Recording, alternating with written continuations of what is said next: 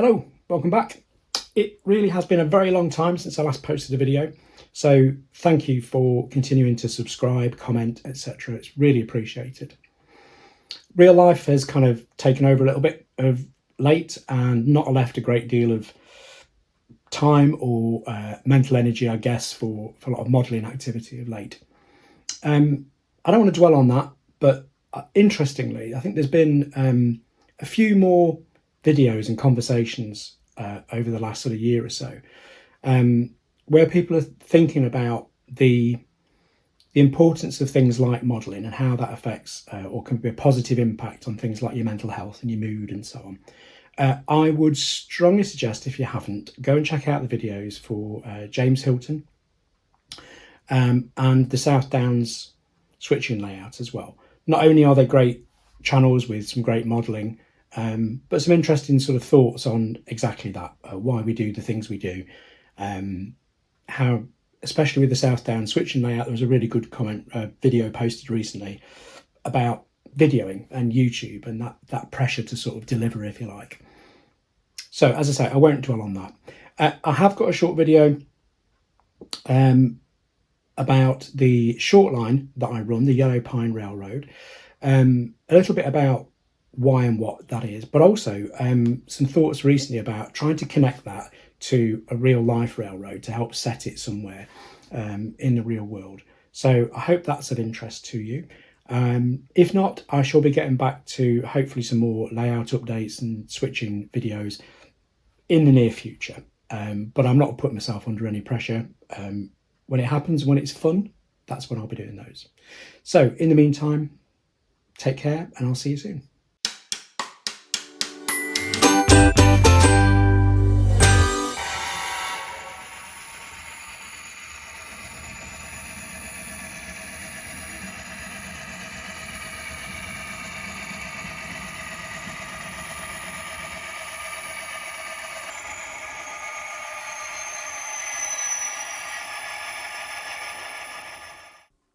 So I guess the first question is, well, why would you model a freelance fictional shortline? Well, there's a couple of reasons for that for me. One is that it just allows me to be creative, honestly. The second is I'm not an expert. I'm not a massive rail fan. I'm on the other side of the pond and I can't make mistakes because I'm making up the story, basically. So the shortline that I created a few years ago, really, I can't remember when it started, was this Yellow Pine Railroad.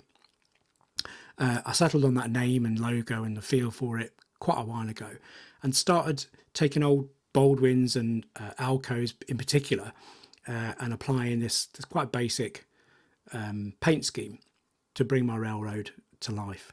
I've also got locos which I've actually started patching out rather than doing complete resprays, and that kind of fits in with the history of the line for me, really.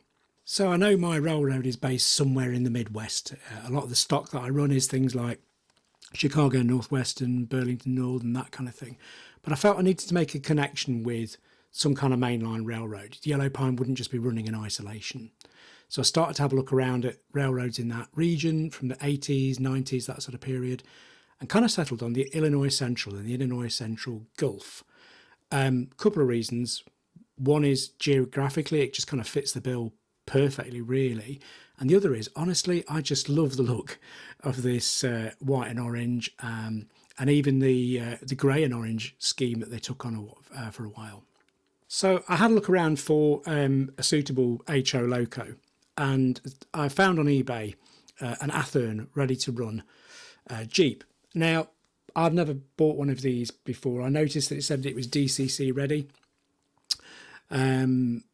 And it was a decent price, but when I got it home and opened it up, it was a little odd, to be honest with you. A 9-pin DCC plug, and being a bit cheap, I bought a Digitrax decoder to fit that and use the original bulbs and what have you. Plugged it all in, and frankly, it was just a little bit disappointing.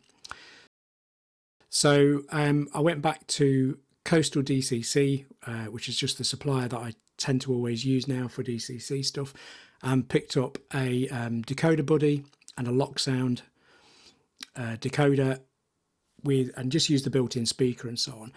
This time I stripped it all out, replaced all the wiring, took the bulbs out and put some new LEDs in and so on as well, which was interesting because I realised that Athearn actually sort of plugged the bulbs directly into the body, so I had to replace with a bit of optic fibre. The end result, though, quite pleasing.